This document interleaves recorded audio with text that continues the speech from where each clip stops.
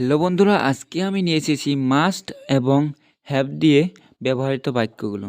So চলো তাহলে শুরু করি। তোমাকে একটা গল্প লিখতে হবে। You have to write a story. আমি অবশ্যই বিষয়টি জানব। I must know the matter. আমাকে কাপড় ধুতে হবে। I have to wash my clothes. তুমি কখনোই এটা করবে না। You must not do this. তাকে আইন মেনে চলতে হবে। He has to obey the law. তোমার লোকটিকে চেনা উচিত। You must know the man. তোমাকে চিঠিটা পড়তে হবে।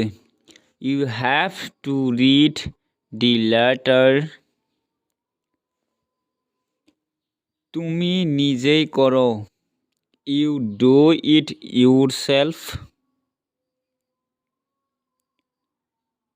তোমরা যেতে পারো। You need to go. তোমাকে যেতে হবে। You guys can go. তুমি নিজেই করো। You do it yourself. তোমরা যেতে পারো। You guys can go. বন্ধু, এখন সকাল। It's morning. শান্ত থাকো। Keep quiet. এর মানে কি? What does it mean? বন্ধুরা, ভিডিওটা ভালো লাগলে একটা লাইক, লগে একটা সাবস্ক্রাইব আর কমেন্ট করে যাবে ভিডিওটা কেমন লাগলো।